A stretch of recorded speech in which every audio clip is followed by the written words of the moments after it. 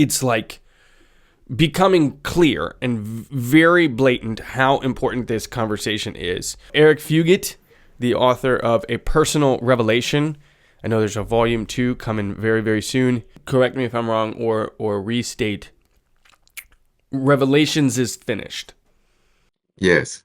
The book of Revelation had more to do with what they were experiencing at that time than it has to do with what we are experiencing at this time. And that's very, very evident from the very beginning of the book. Let me begin by telling you what happened and brought me on this journey. So the first thing that happened was back in 2002, I was over at a friend of mine's house and we were talking about the Bible and I told him, "You're a pretty smart guy. How are you not a Christian?" And he looked at me and he pulled out a video and he showed me this professor. And he was laying out point after point of how Jesus said he was going to return in the first century.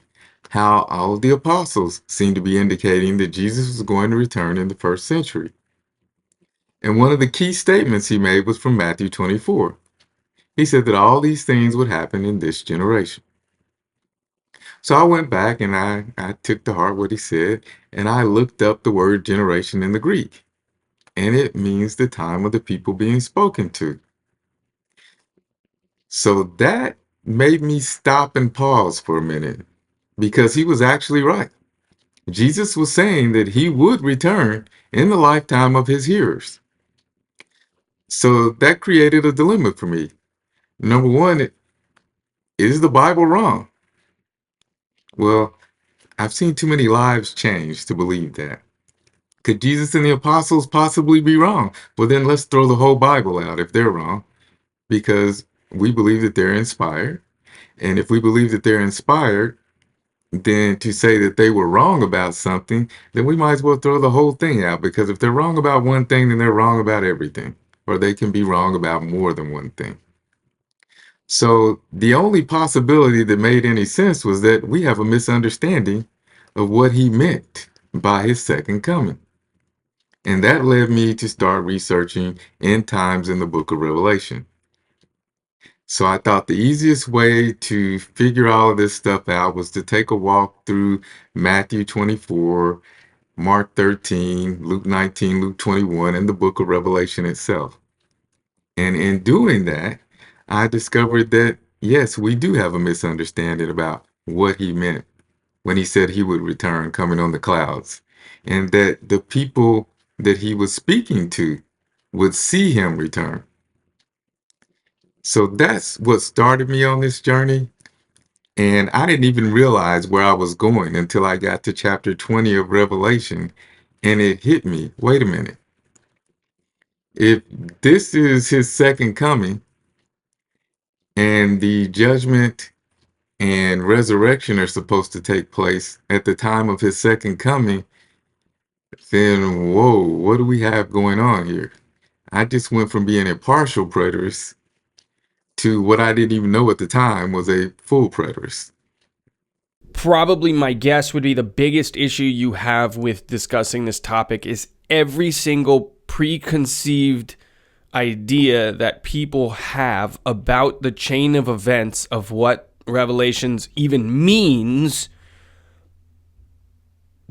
absolutely blocks them from even moving further past that point, right? So whether they know it or not. So I've spoken to non-Christians about this, right? And I've told them that the dogma and preconceived ideas that you have of what Revelations means is stopping you from even having this conversation.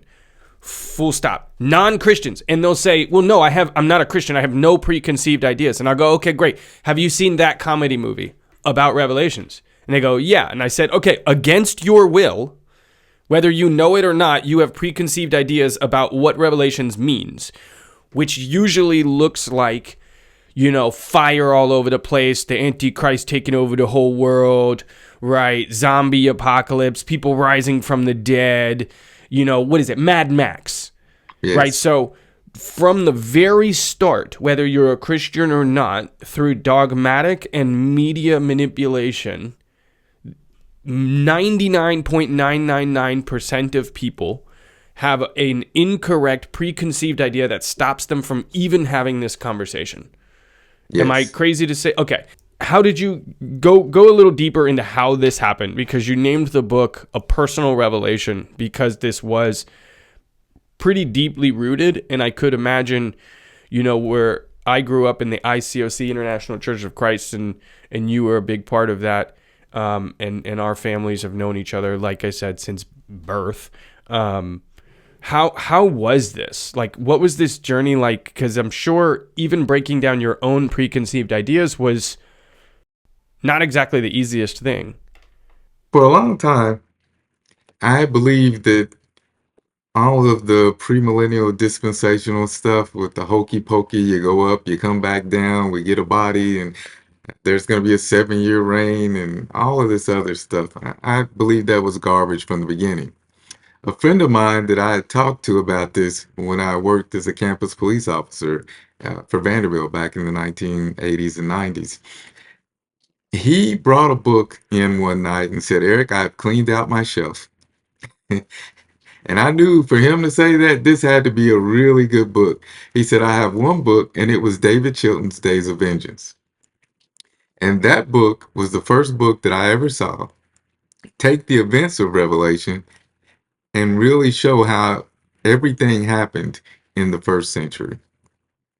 David Chilton did a great job, and later on, he went on to become a full preterist just before he died. Not many people know that. But that book started me on a journey of partial preterism, where I believe that everything through chapter 19 had to do with the destruction of Jerusalem. Chapters 20, 21, and 22 were still some future event that were to occur. So that's where I landed. And again, the atheist professor made me stop and take a look at what I believed and why I believed it, which was something that God had been forming with me from the day I became a Christian, because I kept running into people of different religions challenging me on Christianity. Why do you believe what you believe? And I would have to go back and study, and I'd come back to them, and then they wouldn't want to further that conversation because of my answers. Christianity makes the most sense of all the religions because everything can be backed by history, and it makes total sense when you see how the pieces of the puzzle fit together over thousands of years. Hebrew is an interesting language, right? Because each letter is also a word that forms other words, but is also numerically valued. So, put another way, Hebrew is like a code Yes. in a lot of ways. And basic everyday speech, this was another reason why this topic is very important and to me made a lot of intuitive sense, like a piece of a puzzle, as you kind of mentioned there, was because their everyday speech was very metaphoric. Their everyday speech was very, I don't want to say like prophecy driven, but kind of like it was very like esoteric. It was very like vision based, and it was Yeah. very, you know what I mean? But like, Yes. so how would you describe that? Because this is also very, very important when you're jumping back and forth to find biblical context here. Well, I think for one thing, look at the stories that Jesus told. All of them had an underlying meaning, and that was the way they communicated back and forth. Even their original language was in picture form. So when you look at things like the word, I believe it's Torah, when you really break that down, it's even leading you to a picture of Jesus dying on the cross. I haven't studied that the way I should have, but I think David Curtis is a preacher who did a series on the feast days. And when he was doing that, he pointed out very early on how a lot of the language was very pictorial in form. And when you look at some of the pictures of the letters, they were leading us to Christ all along. But there are a lot of things that we misunderstand.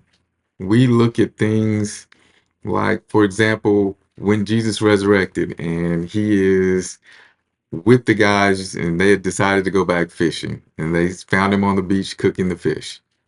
We overlook things like the number of fish that they found was 153. Why is that so important? Is because they believed that at the time, that's how many species of fish there were. So what was Jesus communicating? That my gospel is for everyone. So little things like that we miss. When Jesus said, "You didn't choose me, but I chose you," we think in terms of predestined things. What he was actually saying is that when someone became a disciple of a rabbi, usually they came up to the rabbi and asked if they could follow him. Jesus is making the point is that you guys didn't even make it out of rabbi school. And I came and chose you, showing that Jesus can use anyone. And he's interested in using all of us to further his mission. So what stops, other than the preconceived ideas and dogma, what stops this from being more widely accepted, would you say? Well, Paul talked about there would be a few things that would end. He talked about prophecy ending, tongues ending, and knowledge would cease. And when you do away with the Jewish understanding of the Bible, knowledge begins to cease as far as the New Testament. I think it was St. Augustine that said that the New Testament is in the Old Testament concealed and the Old Testament is in the New Testament revealed. But it's one of those questions where I have to ask, do we really believe that? Because everything from Revelation, there are over 500 references from Revelation alone from the Old Testament. So we keep trying to make it fit something in the future. We make up things when the code to breaking down Revelation is in the Old Testament, the Tanakh. So if we would just simply go back and look at the symbols that are there, we would very easily, or more easily, understand the book of Revelation. One of my dreams is I read a book. Again, I'm not dogmatic, so even diving into this topic with you, a book was suggested with me called The Book of Signs. I'm forgetting the author's name at the moment, but one thing I thought was really powerful, which I have said intuitively anyway, is the author writes like the whole book is like almost 400 pages, and it's all about the importance of Revelation. Now, all of it is based on a prophecy that will happen in the future rather than has already happened. But nevertheless, he actually makes a pretty strong argument and says very clearly in his book, I can factually argue or biblically argue that the second coming of Jesus is debatably more important than the first coming of Jesus. Now, again, have I gone as deep as I would like with him in that? And that sounds that sounds like heresy right away because Jesus died for us. But if it's that important, right, the second coming and the meanings behind it and the prophecies fulfilled, it is a dream of mine to have you guys both sit down together and talk very calmly and peacefully, talk this out. Why do I even say that? It is becoming more and more apparent that this conversation is more important. Why? Why did it intuitively make sense to me? Because I had always said this thing where it doesn't matter, even if it is a future prophecy, it doesn't matter if he's coming back tomorrow or if he's coming back in 20,000 years and I'm long gone by then, or if he already came back. My behavior shouldn't change. And I think we've said that, and pastors say that, which I think is not biblical, all the time. Hey, Jesus is coming soon. You got to do X, Y. We got to do this. We got to do. And I'm like, hey, man, your behavior shouldn't have changed. You should already be on fire. You should already be passionate. You should already. And it's like, but people have this tendency, I think, right, when time is short, and I think you see this in sales too, when like you have a limited window that things get urgent and you get real urgency, and then you see sales numbers skyrocket at the end. Same thing with like marketing. I think 40% of all ticket sales are sold in the last 3 hours, right? And you're like, that mathematically, how does that happen? Well, it's the urgency. So we have a natural proclivity for that, but for me anyway, it's always been a thing like, your behavior shouldn't change. You should always be on fire. You should always be ready for this thing to go. And I think now more than ever with, let's just say, because I don't want to get attacked, current events happening around the world, that people continuously bring up topics or or signs, right? So now I want to go a little more into a bit of the nitty gritty here with you about this. So, what would you say is some of the most common arguments that people use, for lack of better words, against you to say that you're out of line, Eric? What would you say are some of like the big ones? Well, the first one is obviously, well, look around. We're still here. Time didn't end. So that's one of the first ones. The second one is, okay, if Jesus returned, why is there so much evil? Okay, that's the next question that comes up. And then the last thing is, okay, if it's about the destruction of Jerusalem, then why is it dated around 95, 96 AD? So let me take and answer those in reverse order. Because in the last year, I've changed two people's minds, two pretty significant people's minds about the date of the book, maybe even three. First of all, the whole reason the book gets dated around the time of Domitian is based on one quote from Irenaeus. And it's a quote that's misquoted because he uses a name that is similar to Domitian's. Everyone assumed it was Domitian's, but Nero's name also was similar to that. It was a D name as well, Dominicus. So that's number one. But the internal evidence of the book is something that everyone ignores. And that is what I really hammered home to the individuals that have now changed their mind. Number one is in chapter 17, it says there are 7 kings. 5 have fallen, 1 is. Now, this is simple math. You know, if you go through the list of kings, you know, you have Julius Augustus, you have Tiberius, Claudius, who was the other C one? Caligula, and then you have Nero. And the 6th one is now reigning, and Nero is that 6th one. Okay, then it says there's going to be one who comes after him, a 7th king, but he's only going to last a short time. So no matter how you look at history, the only way that this fits is that 7th one is Galba, because he only lasted a few months. So John lays it out pretty clearly in chapter 17 by saying the 6th king is, and the 7th one will only last a short time. So that's one of the issues. Chapter 11, verse 2 says, don't measure the outer court, because it has been given to the nations or given to the Gentiles, and they will trample on the holy city for 42 months. Well, 42 months is 3.5 years. If you go back and look at history, from spring of 67 to the destruction of Jerusalem, guess what? 3.5 years. So we're told in chapter 11 as well. And as far as I know, I'm the only person who has ever dated the book with an exact date, and I do it based on the pictorial forms and images that are given. Every book of prophecy gives you the date in the first chapter. No matter how far you look back in the Old Testament, every one of them will give you the date of the book in the first chapter. Well, John gives us the date in the first chapter too. We just don't understand it Why don't we understand? because we don't understand how they talk. I was in the spirit on the Lord's Day. Now, we know what the Lord's Day is. It's Sunday. Okay. So there's no issue with that. When I turned and I heard a voice like a trumpet, and what he's pointing out, there are 7 trumpet soundings in the book of Revelation, and they represent the Feast of Trumpets. So thinking about this, and the way I got this is just amazing. I was at my father's funeral, and God knew that I wanted an exact date for the book. I knew it was somewhere around 63, just because there's 7 trumpet soundings in the book. I knew it was around 63, 64 AD because Nero began persecuting the church seriously in 64. But I didn't have an exact date. The preacher said that when that trumpet sounds, the dead arise, and all of a sudden, the words came to me, the picture of what John was saying came to me, and I said, if I'm right, then John received the revelation on the Feast of Trumpets 63 AD, because Jerusalem was destroyed just before Feast of Trumpets in 70, which means that the last Feast of Trumpets, the 7th one, had to be in 69. Counting back 7 years brings you to Feast of Trumpets 63.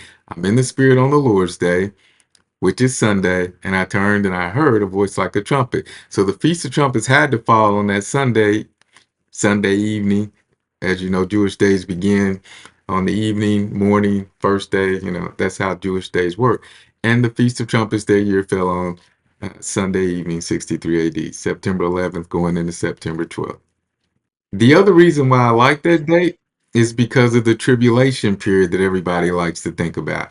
Everybody says there's going to be this 7-year tribulation period. Some people are pre-trib, some people are post-trib, some people are mid-trib.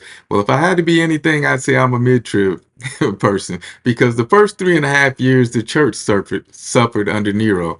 The last 3.5 years, Jerusalem was sieged and finally destroyed. So it's a perfect blend when you start at 63 Feast of Trumpets and then just before that Feast of Trumpets in 70 AD. That gives you your 7 years. Why don't we understand? I think you said we don't understand the pictorial nature of their language. I guess to kind of a modern day metaphor would be like when you read Shakespeare, how it's always so extra poetic, or even the New King James Version, right? Or excuse me, the King James Even a Version, how perfect it's example would be when we say it's raining cats and dogs. Okay, think about somebody 2,000 years from now looking at that. These people actually literally believed it was raining cats and dogs? No, we're trying to say that it's raining very hard, right? We understand what we mean by that, but somebody reading 2,000 years from now might think we were crazy. hmm. So why then, like, why? What I'm trying to understand is, if we understand that we have to kind of decode, for lack of better words,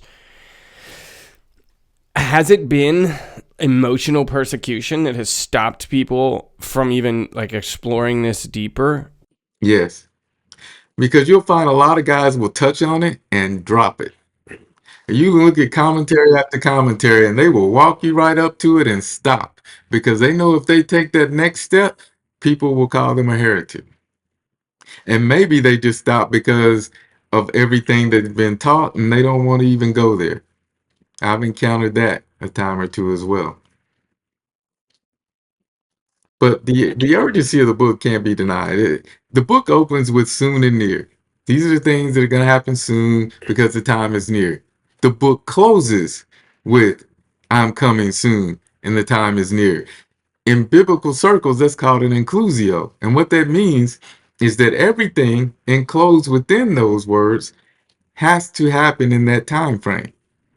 So if I'm telling you Revelation 1 is soon and near and Revelation 22 is soon and near, that means everything in the book had to be soon and near for the people living at the time John wrote the book. But we like to play gymnastics with things, and well, soon doesn't really mean soon, and near doesn't really mean near. It just means that he's close by. When these are time statements, Peter says the Lord is near. Paul says uh, that God will soon crush Satan. Jesus will soon crush Satan under your feet. James says that the Lord is near and he's knocking at the door. John says, Jesus is knocking at the door. We have all kinds of statements. Jesus said to the churches in the second and third chapter that I don't give up now, or else I'll come and remove your land. So that even tells you that he's coming back in their lifetime. Don't be caught off guard when I come. He's telling them not to be caught off guard.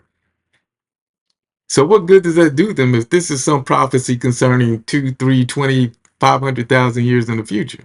What I've seen is one of the most common themes that people will say is, well, Paul specifically said, ignore people who say that Jesus has come back. Well, the funny thing about that is when Paul wrote that, it was in 51, maybe 52 AD. Okay.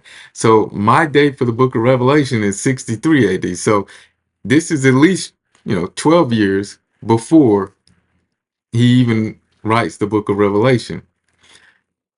But here's the interesting thing with that. Why would Paul even have to tell the Thessalonians that Jesus hadn't come back yet? I mean, if every eye is going to see him, right? If this big eye popping thing, you can't miss him. The clouds are being rolled back like a scroll, and here he is coming on the clouds, and you got these loud trumpets going off everywhere. Why is Paul telling him, hey, don't be alarmed by some report coming from us saying that the day of the Lord has already happened? Do you follow because me on that?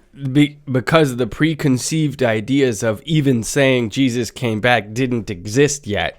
So for these people to be able to manipulate the church, it would have to mean literally that every preconceived idea that anyone between us or now listening has about what that day even entails would have to be wrong, because you wouldn't have to explain away zombies coming from the ground. You wouldn't have to explain away something that every single eye will see and every knee will bow to. You wouldn't have to explain that away. Yeah, in Timothy, they talk about the resurrection as having already occurred as well. So if the resurrection is dead bodies coming up out of the grave, why is Paul having to even say, hey, don't worry. How are they shipwrecking? How Hymenaeus and how are they shipwrecking the faith of many, or some rather? How would that be possible? Exactly. Yes. And I think because this is the most common rebuttal that people have, or I also think it is their biggest undoing, or their us and them. No, that's not what I mean. But I just mean, like, in general, this is probably the biggest argument for the case, because it's the most easily represented way to explain. This is Paul quoting somebody and you're quoting Paul. This is third-party quotes. So you don't even know what these two guys are even saying when you quote Paul as he quotes them, right? So I think this is one of the biggest ways. This is probably how I've been able to explain to people to at least open a little bit like an onion, take that first layer, is by just simply explaining that this is a window into a window of what they're saying. This is literally third-party quotes, and exactly what you said. If all of these preconceived ideas were the way it actually is going to happen, you would not need to explain that away. It would be so apparent that people would they would laugh at them the way we laugh at people who claim Jesus has already come. Because it doesn't make sense, right, with the imagery in our head. So how about this? Then what were they actually saying? What was Paul actually quoting these men were doing when they said the resurrection? Because we're going back to that pictorial language. Okay. So first of all, going back to Ezekiel 37, there's that valley of dry bones, right? And what does God tell Ezekiel it is? This is the whole house of Israel. And Ezekiel asked he asked Ezekiel that question, can these bones live? And Ezekiel, they're in exile at that time, which means they're dead. That's how they looked at being in exile. It was death. You were out of the present, outside the presence of God. You're not near the temple. So he's telling them that the resurrection, the regathering of Israel is going to occur. And with this regathering of the whole house of Israel, as you read further in Ezekiel 37, that God's going to bring the whole house of Israel together, and he's going to do it under this King David figure. Go figure. So everybody thinks Israel was regathered in 1948, and ooh, this is a big one too. But God actually regathered Israel through the church. And that is another misconception of things that are going on. If you're talking to Orthodox Jews, Mm-hmm. what has stopped them from the only way that would even make sense is if they themselves even lost a lot through translation in the pictorial language.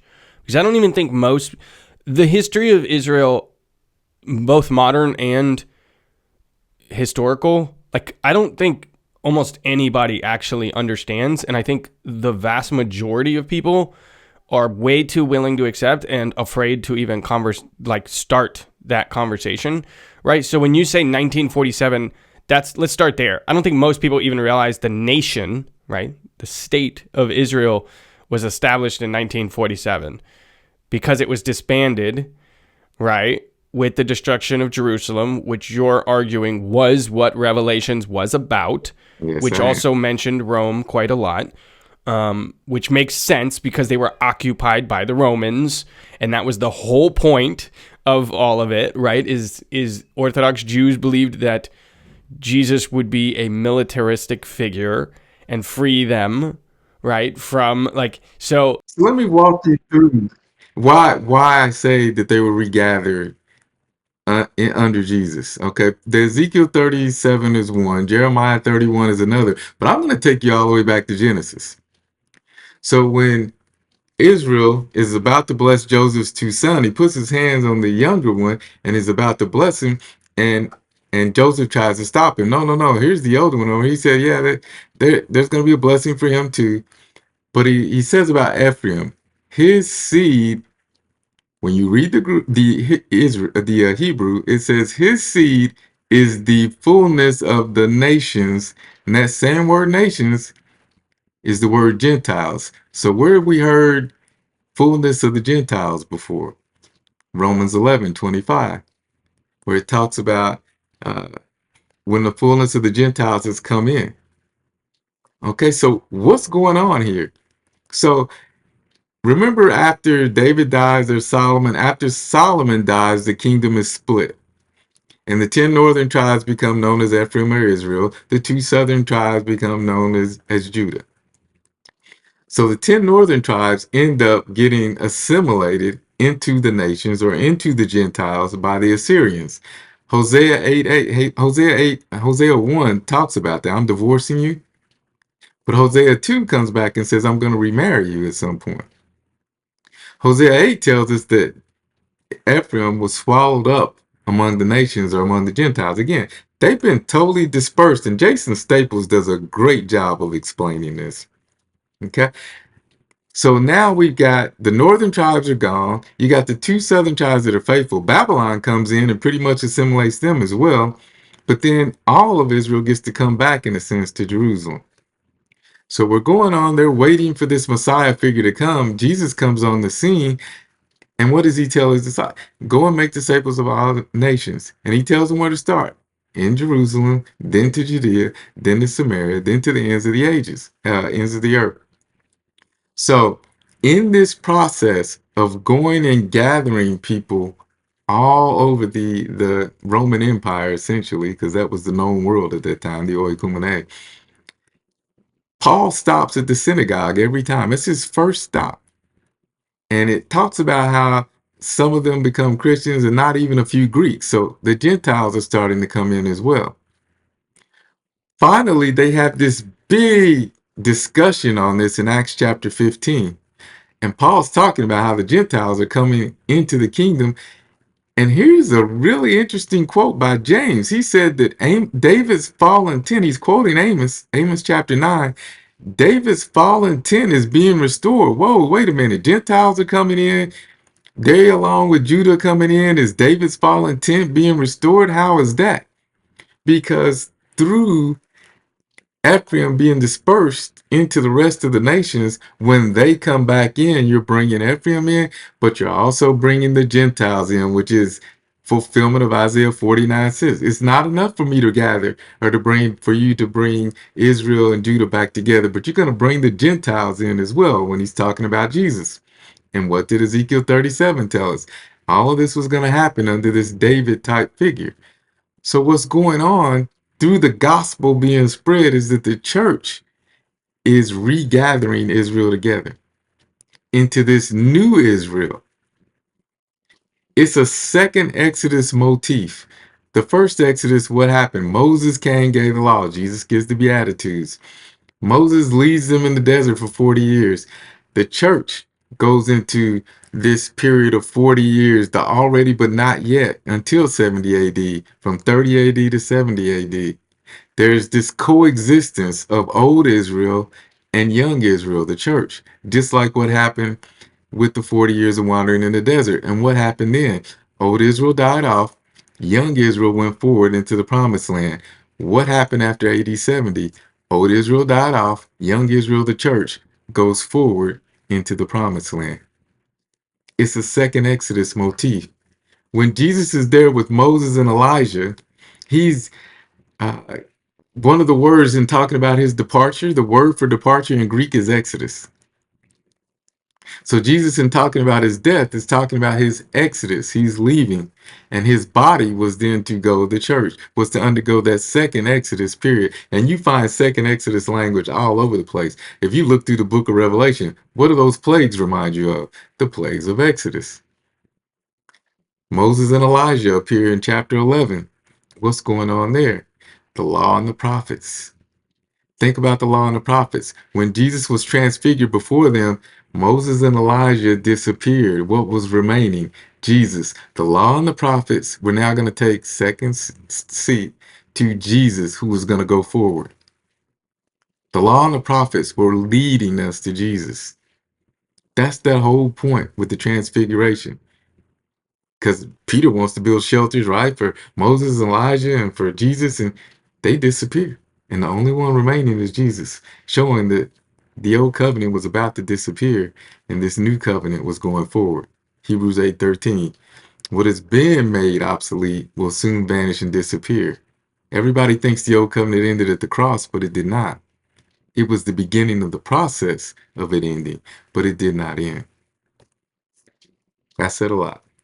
Yeah, it's great. No, it's fantastic. So what does it matter? Revelations is about the destruction of Jerusalem. It's not about the end times of the world. What does that even matter? Our behavior shouldn't change anyway.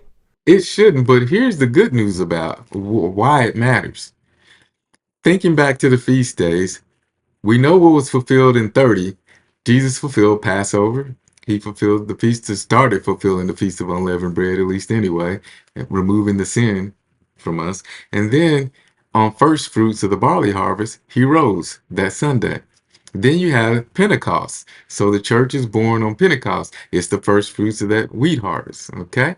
So that left the three major feasts that were left: Feast of Trumpets, Day of Atonement, and Feast of Tabernacles. So why does it matter? What was the most important sacrifice every year for them? It was the Day of Atonement sacrifices. So the cross was Passover. It allowed the judgment of God to pass over his new firstborn, which is Jesus and his body, which is what the whole idea of uh, today I've begotten you, today I've become your father, that whole sentence, and then quoted from the Psalms and is in Hebrews, and I think in Acts 13 as well, perhaps. It's all about Jesus being the first son in this new creation, in the new kingdom. That's why today I've become your father. It wasn't that he wasn't his father all along. But today I've become your father in this new. He is first. Colossians 1 makes that clear. He is preeminent in everything. So the Passover allowed the firstborn of God to be passed over, whereas the firstborn of Egypt and Israel becomes Egypt. As you look in Revelation, all of these things that are going on, the plagues and stuff, are coming on Israel, on Jerusalem, Judah, who is what's left of Israel. And that firstborn is now being died. It's going to die with the destruction of Jerusalem. So that's what's going on with the Passover. But the Day of Atonement, what had to happen for them to know that those sacrifices were accepted? For them to know that God was okay with them? The high priest had to come out of the most holy place. So Jesus' return, what we don't understand is the high priest coming out of the true most holy place, which is heaven, showing that when he destroyed that temple, like he said, that was his second coming. You would see the Son of Man coming on the clouds. Anytime God the Father came on clouds in the Old Testament, he was coming in judgment against the nation. Isaiah 13 against Babylon. 19, I think, as well. Against anytime you see I'm coming on the clouds in the Old Testament, he's coming in judgment against the nation. So when Jesus told them in front of that Sanhedrin, that court that they had before they crucified him, that in the future you'll see the Son of Man coming on the clouds of heaven, they understood what he was saying. Number one, he was saying he's God. Number two, he was saying that he's coming in judgment against them, and that was it. You've equated yourself with God, and you're saying you're going to destroy this. Who do you think you are? We are God's people. So his return, destroying the temple just as he said he was, proved, as Hebrews talks about in 9 and 10, he can't be our high priest as long as that temple, the current temple, and that system is still standing. Because those priests are currently offering the sacrifices every day. So Jesus can't be our priest until that system is done away with. And that's the whole point. When it was done away with, as Paul talks about in 1 Corinthians 15, what's the sting of death? It's sin. And what's the sting of sin or strength of sin? It's the law. So when the law was removed, the sting of death, sin death, was removed, and his power was removed. Satan's head was crushed. His power, the power he held over us, being able to accuse us because of sin, was totally done away with. The sacrifice had been accepted by the Father. It had been shown. And now we can tabernacle with God. That's the Feast of Trumpets being fulfilled. We can now tabernacle. The dwelling of God is with men. Revelation 21. That city is a perfect square. The temple, the city, they're all the same thing. They're all one image. The mountain, the temple, the city, the bride. It's a perfect square. The only square building that we know of was the most holy place. Inside of there, what's it saying? That whole area, the whole territory is now the most holy place. We're in the presence of God. Only the high priest was able to be in the presence of God, and that only once a year. With Jesus destroying the temple, that's why it says, I saw a new Jerusalem coming down out of heaven, because the old one has been destroyed. And I saw a new heaven and earth. Josephus tells us in the Antiquities chapter 3 that the old heaven and earth had to do with the temple. It was the place where heaven met earth. So when that temple was destroyed, the new heaven and earth, the church, the kingdom, whatever metaphor you want, it's all talking about the kingdom. Daniel 2, he's going to establish a kingdom that will never, ever be destroyed. Which is another way of saying we won. We will win. Stop fearing for the future, because it's not going away. It might evolve and look very different. Again, this is why I think this is like I'm either written off as a heretic, accused of being a crazy person, because anybody, look, if you start off by saying Revelations is finished, you're automatically a crazy person. Can we just be honest with that? Now, there's might be like a halfway bit of truth in that regard, but that's just because I'm Quinton. But, or the other side of things that just like, it's really important until you go into the nitty gritty, and then people are like, that's not important. I'm like, is it not important because it's like challenging your self-identity with the dogmatic, wait a minute, right? I think this is the greatest message of hope possible. Absolutely. Right? Like, the hope of glory is like a big common thing that people will quote Paul. What would be more hopeful, literally, than the reality of all of this trepidation, judgment, evil is finished? The mystery that has been kept hidden from the ages, which is Christ in you, still is in you, and the new kingdom is here, which will never be defeated, ever lose. It doesn't mean that there's no, death and sin be no more. Like, it doesn't mean it's a perfect and we live within this perfect means, but it just simply means we won and will never lose. So therefore, go live with that passion and that fire. Yeah, why do you think Paul wasn't afraid to die? He said, I know a man who saw the third heaven. I mean, he's giddy over it. He can't even describe what he's seen. He's like, kill me, do whatever you want to.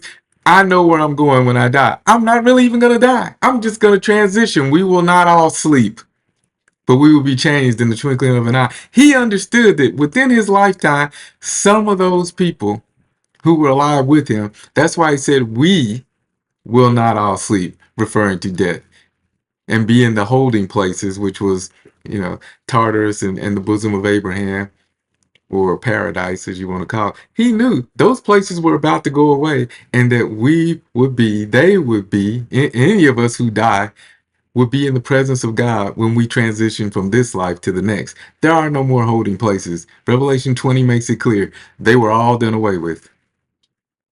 And that's why Paul could say, we will not all sleep.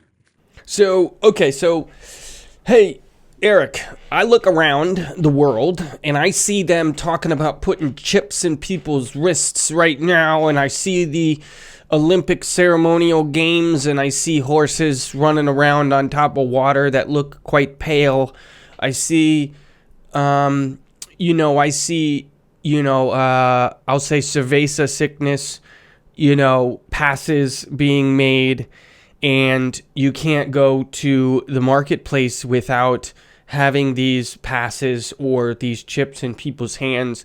Eric, it's so blatant. It's right in front of you. You don't need all of this esoteric pictorial language to see that this is happening right now, right here in front of you around the world. Clearly the end times are upon us.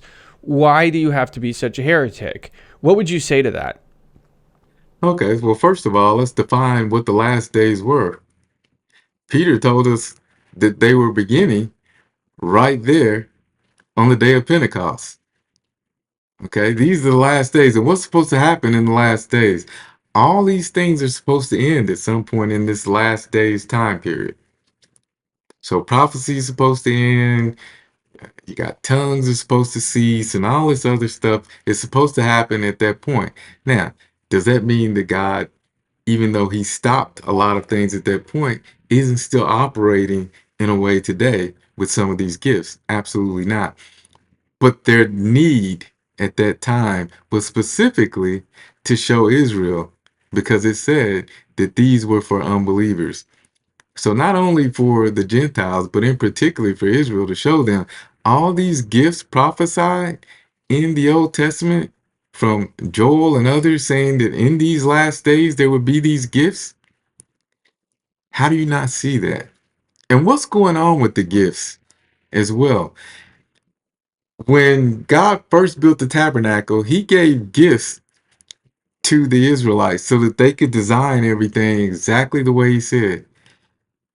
He's building the new tabernacle, the church. And what does he do? He gives gifts to the people so that we can build that church, that temple.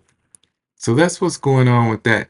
Now, where I was going with that, I've kind of lost it. What was your question again to reel me back in? Yeah, like what? I mean, clearly we see Revelations playing out before our eyes. John says one thing that makes it very clear. He tells the people he's writing to, you can calculate the number. It's a man's number, and it's 666. Now, anybody living at that time knew what that meant. They knew he was talking about Nero. They played these numbers games all the time, so it was common knowledge for them to play these games and add up the numbers to be something. So anyone would know, and the reason why we know it's Nero is because I think in Latin it's 616, and the N is dropped on Nero Kaiser. It's Neron Kaiser in Greek, and it's Nero Kaiser in Latin, I believe is what it is. And that's why it's 616 in Latin and 666 in Greek. So that even proves that it's Nero. Here's what we don't do with the book of Revelation. We don't exegete the book of Revelation. We eisegete the book of Revelation. We try to look at a newspaper in one hand and hold the Bible in another and try to make it fit.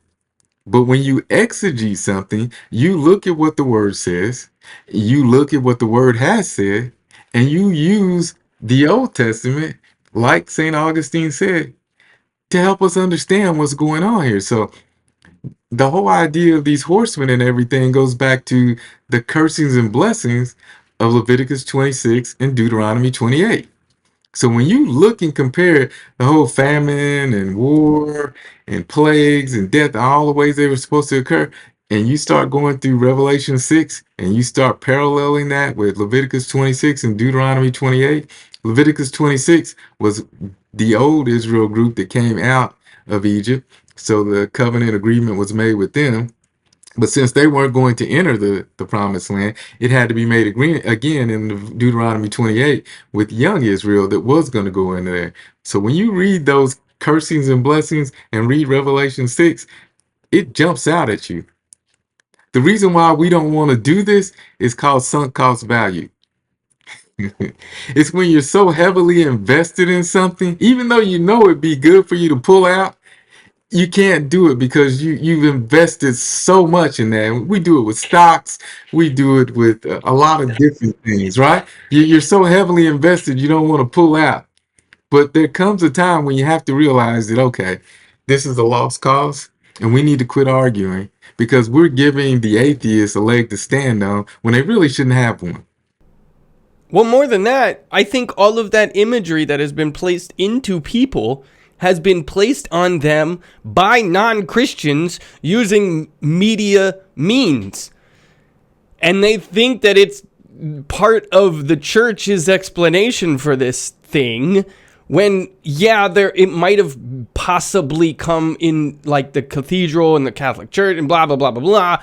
But, like, fast forward, and if you look at, like, just as an example, more modern, I guarantee you've never seen it, but there's a movie with James Franco and Seth Rogen called This Is It, or This Is the End.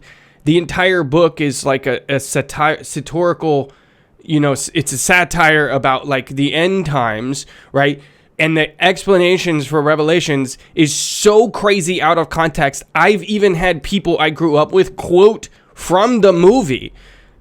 Now, one thing that I can praise the ICOC for is how much they, to a fault, relied on context and the reality of that, and knowing your word and knowing the Bible. And I mean that as both a compliment and I mean that both ways. Let's just put it that way, right? Because there's a power and strength in that. So the only reason why I was able to know and go, hey man, are you quoting a Hollywood movie right now? Really, bro? That's not even what it says.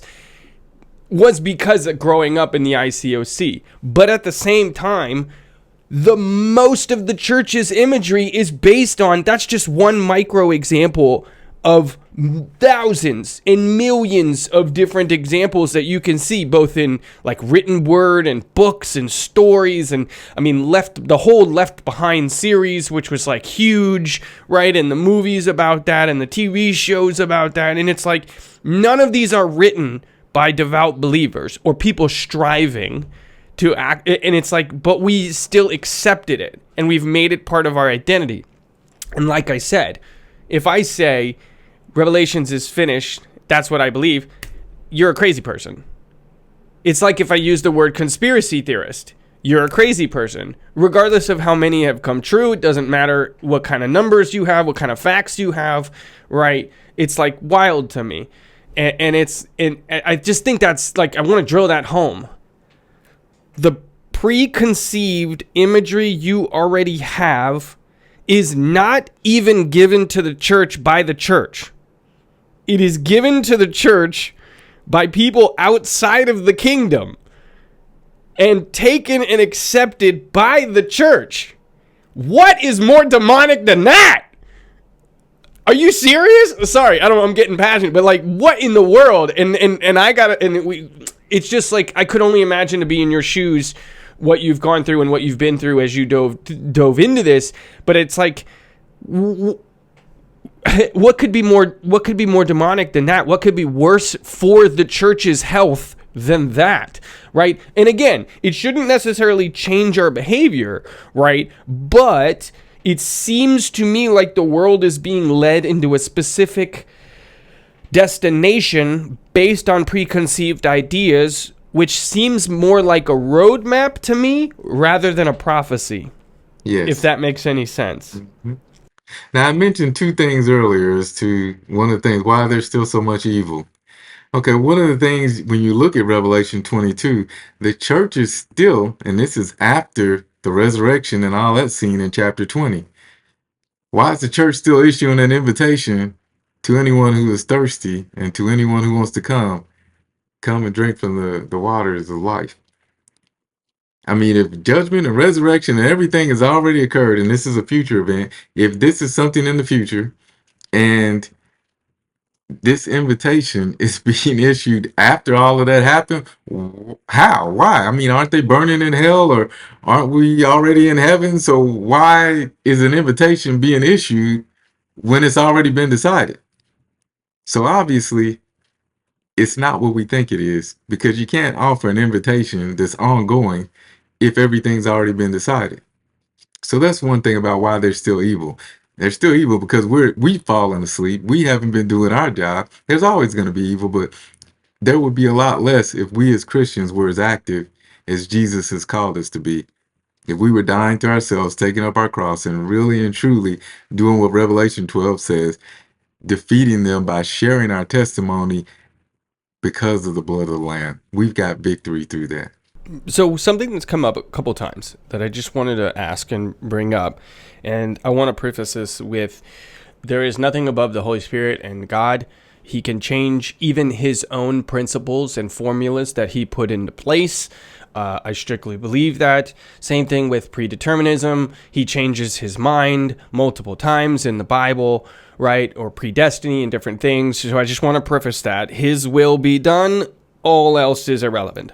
He can, if there's like an algebra equation and then it says like equals and it's got to be balanced, he can unbalance that. He could do that if he wanted to. Okay, great. Doesn't change the fact that it seems like he did put certain equations out there. So you have mentioned numbers a lot in this process. Something I'm very curiously exploring at the moment, how deeply was numbers included in this process, right? Because that, I think, is what people see in the imagery of when they hear this conversation as something to be very cautious of, meaning you can equivocate anything from adding a bunch of numbers together, and then you go, well, that actually equals September 1st, 2024. That's the end of the world, right? Like, do you know what I mean by that? Where I think that's where people get really skeptical. But how important are the numbers? Because even every book of the Bible telling you its date in the first chapter is like, there's a symbolism there, right? How important is that? Let's talk about how I calculated Jesus' birth for one thing in the book. So Daniel's given this 70-week prophecy, and he tells us when it's going to begin. Okay?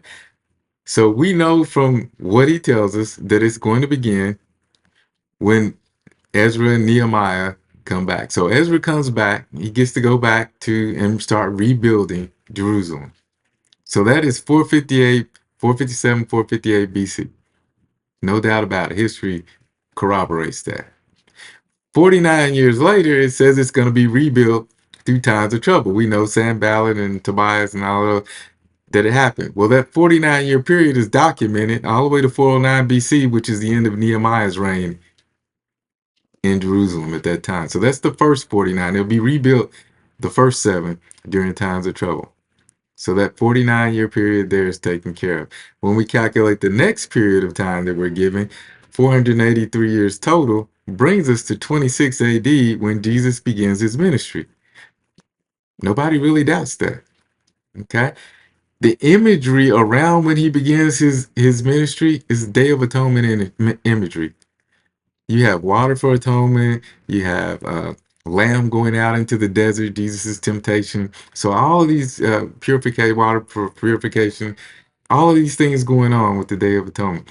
So you back up, Day of Atonement in 26 AD was on September the 11th, coincidentally. You back up 30 years and the Day of Atonement is once again on September the 11th in 5 BC. There is no year 0. Okay, how do I know that date is correct? Well, Herod had a guy named Matthias killed just before this eclipse. Okay, and Jesus was apparently this Day of Atonement, and this reference is just before this eclipse happens. And the thing we know about this Day of Atonement in particular, it is the only time in history that a substitute high priest had to be given, because for whatever reason, the high priest that night became unclean. And so they had to get a substitute high priest to perform the most important duties for Israel that year, the Day of Atonement. Why? Because on that day, the true high priest came into the world. God was making a point.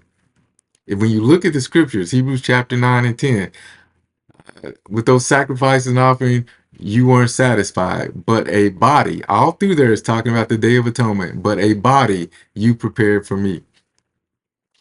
John chapter 1, okay, the word became flesh, Day of Atonement, and tabernacled among us. So again, you have that imagery of Day of Atonement and then Feast of Tabernacles. So that's how I calculated Jesus' birth, Day of Atonement, 5 BC. Okay. I told you how I calculated the day for the book. That was another thing with numbers. This is just to show you how precise God is when he makes a prophecy. In Daniel chapter 8, we're told that Antiochus Epiphanes is going to come and defile the temple, and he did this somewhere around 168, 167 BC. And that for 2,300 days, this was, or 2,300 sacrifices essentially, which is mornings and evenings. So 1,150 days, there'd be no sacrifices. Well, when you read First Maccabees, it tells us this happened on Kislev 10, and that it was restored, or Kislev 15 rather, and restored on Kislev 25. So you got 10 days accounted for right there. 3 years later on Kislev. So that's 3 years and 10 days. That is 1,090 days. We're still missing the other 60 to get to 1150. How do you get there? Again, this is how precise God is. There are leap months that happen over the course of 19 years. You can have a leap month every 3 years, or you can have 2 leap months in the course of a 3-year period. Well, obviously, there were 2 leap months in the course of that period, and thus the other missing 60 days. God is that precise. In Daniel chapter 12, he tells them from the time of the sacrifice until the time of the abomination, until the time of the there'll be 1,290 days, and blessed is the one who reaches the 1,335 days. This one really bothered me in the first book. I came up with something. I was hoping it was right. I've been teaching on Revelation the last couple of years to a couple of men's group, and this one really bothered me. What is going on with this 45-day period? And finally it hit me. Eric, you know when the temple was destroyed. Go back 1,290 days from there, and you'll find that's when Vespasian came, and absolutely. What happens 45 days from there?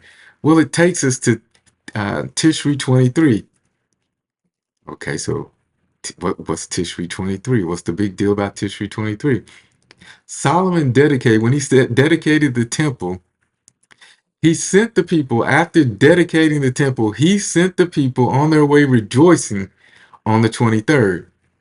Now, the last day of the Feast of Tabernacles, there are 7 days. It usually goes to the 22nd, but there's an 8th day, and it represents new beginnings. So this 8th day goes from the evening of the 22nd to the evening of the 23rd. What's going on? What's the imagery being painted here? Is that with the destruction of the temple, we have new beginnings now. There is a new creation. There is a new kingdom going forward. There has been a resurrection that has occurred, and all the saints are in heaven that have died at that point, from Old Testament times to New Testament time. They're all up with Jesus now, and we permanently celebrate the Feast of Tabernacles, as Zechariah 14 says, because we're in the presence of God. He dwells within us. So numbers are very important because they prove that God exists. You can't make this stuff up and have it span thousands of years and be that precise and have it tie in so perfectly.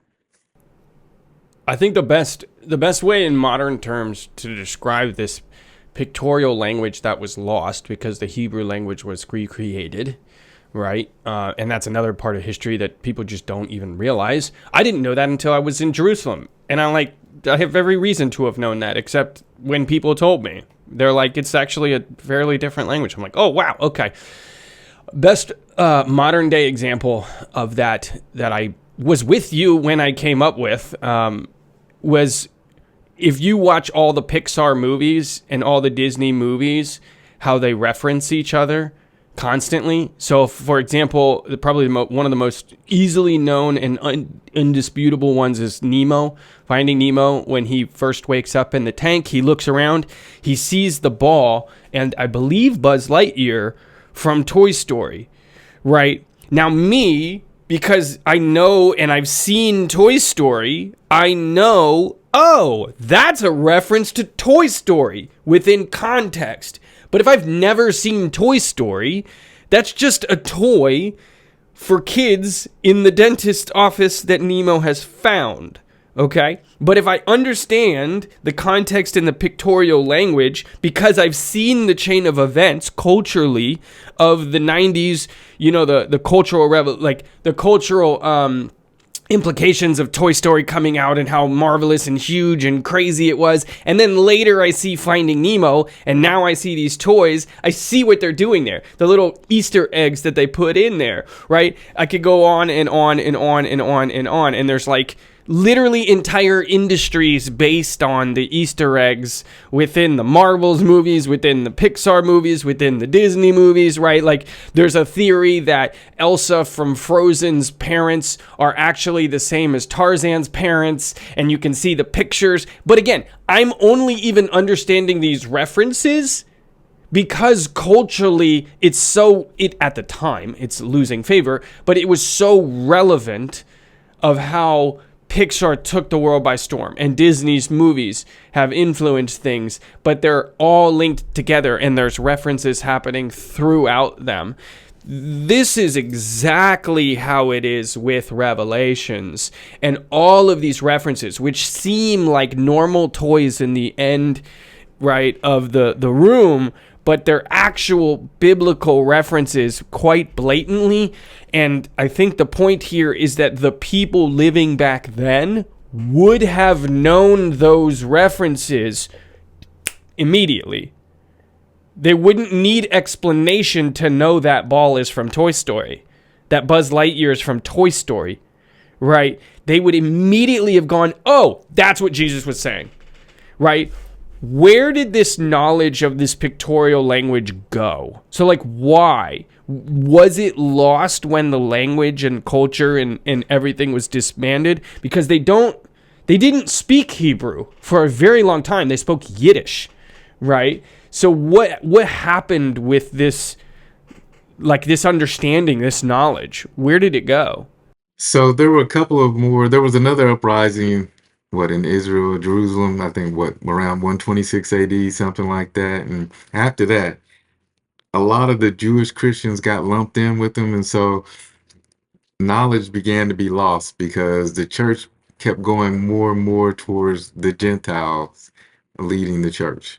And the knowledge of all of the Tanakh imagery was being lost as that happened. And then as time went on, I mean, let's face it, nobody understood the Jewish language and the imagery that was there. And so for the last couple of thousand years, I mean, they're bringing it back now with this new perspective on Paul. People are starting to see that. New perspective on Paul? What do you mean? Yeah, they're starting to see that Paul is referencing a lot of Jewish things, and that although he's taking up for the Gentiles, Paul was still very Jewish. One of the things we don't realize is that from 30 to 70, the Jewish people still had to keep the law. That's why in Acts 21, Paul has to make this sacrifice, and James is talking about how zealous he's been. Everyone will see that you're still zealous for the law.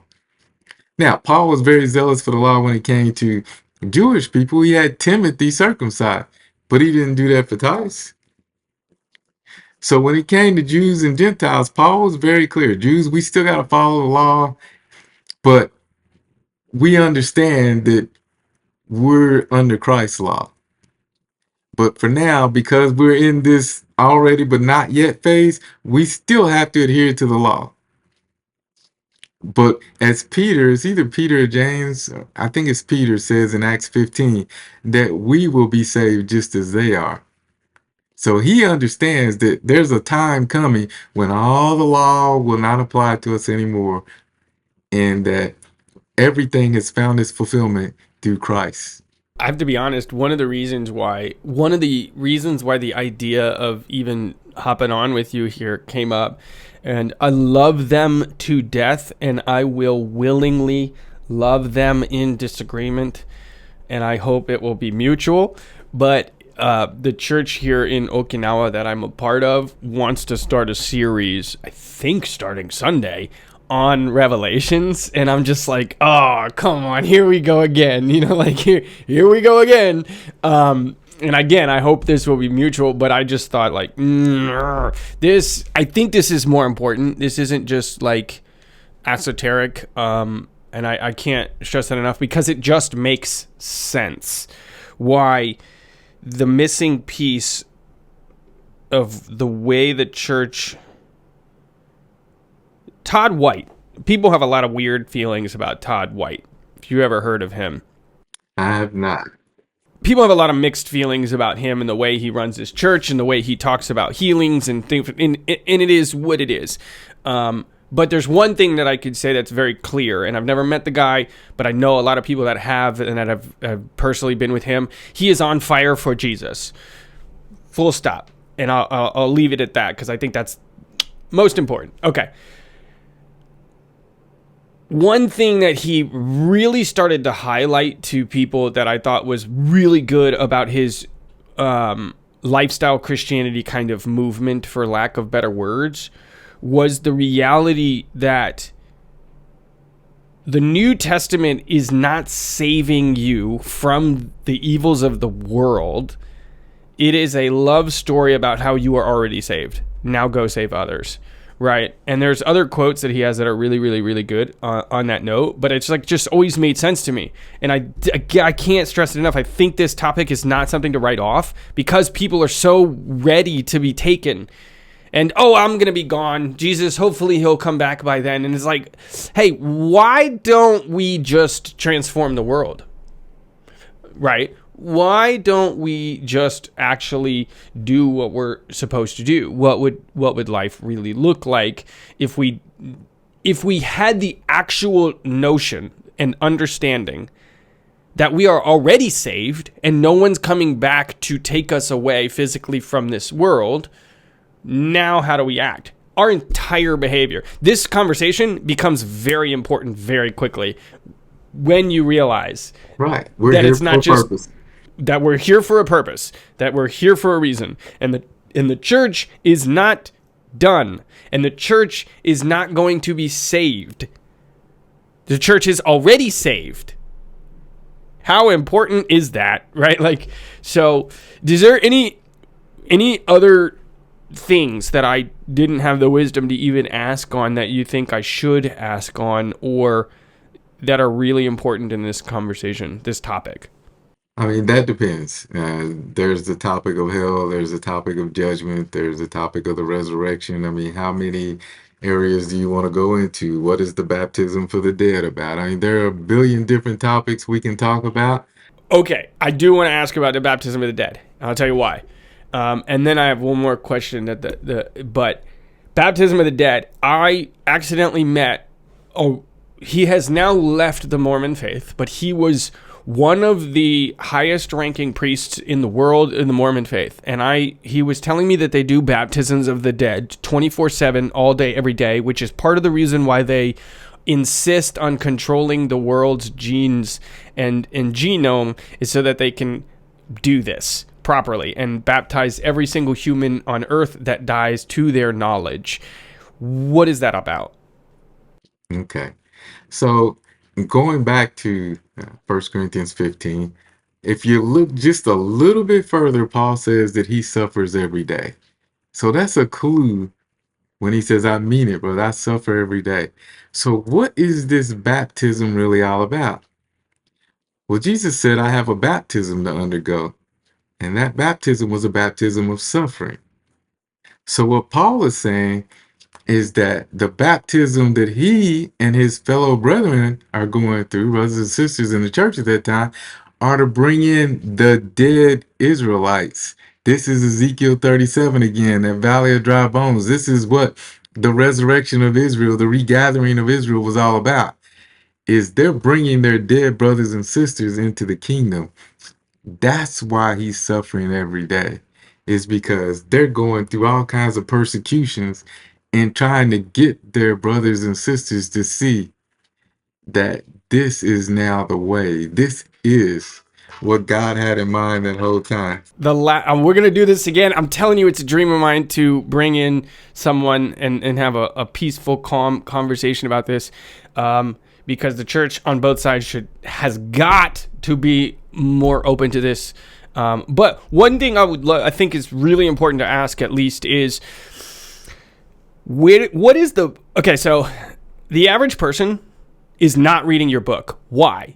Because I'm not reading something that's demonic that I've already labeled as demonic and evil and hedonistic, and this is what Paul said. So where would you suggest somebody biblically even start to open this can of worms? Because if it's at least biblically, maybe they'll be more open to even considering it rather than reading not the Bible to learn about it. In terms of trying to figure all this out in the Bible? Yeah, or starting to Okay. have a personal revelation of their own. Okay, so I think it starts with Leviticus 26 and Deuteronomy 28. Understanding that there was a covenant agreement between God and Israel. And every time God punished Israel, it was because they broke that agreement. Revelation is basically, you rejected my son. That is the last straw in this agreement. So now, as Ephraim, the 10 northern tribes, have basically been divorced and harvested, so to speak, in Hosea 6, he tells Judah, I got a harvest plan for you too. And it wasn't Babylon, because he knew he had to keep Judah preserved because Messiah was coming through that bloodline. But after Jesus came and they rejected him, he was no longer obligated. And now he could punish them for the sins that they were committing. So starting with the covenant agreements of Leviticus 26, Deuteronomy 28, looking at Revelation 6, you understand very clearly that's what's going on. The next thing is just look at time statements in the Bible. Start looking in the New Testaments about when Jesus was supposed to come back, when he said things were going to happen. I mean, one clear indication is Matthew 10:28, where he said, you want to finish going through the cities of Israel before the Son of Man comes. You can't get away from that one. In John 21, where he tells Peter, and Peter asks him, well, what about John? He says, if I want him to remain until I come, what's that to you? So you think John's still walking around here somewhere? Eric, thank you for hopping on with me. This might even be like an overtime series that I do. I just really believe there's so much depth here, and I think it is so much more important. I cannot stress that enough than people are recognizing, because whether they know it or not, it is affecting their behavior. And all of, as I mentioned and kind of ranted earlier, all of that social engineering has been created and adopted by the church by people not within the church, which I literally cannot imagine something more unbiblical than that, which is the irony of the whole calling, Eric a heretic. Like, the irony of that is the hubris is absurd. But thank you for hopping on with me. A Personal Revelation Volume 2, when will that come out? It should be out on Amazon and in Apple, I would say by mid-September at the latest. It drove me nuts is I actually don't have my Volume 1 copy with me here in Okinawa. I have it in Nashville. This one is so much deeper and so much better, you're really going to enjoy it. Well, keep me posted. I'll put all the links and everything and all that jazzy stuff. Obviously, I want to pre-order it and buy it myself too. But thank you for hopping on with me.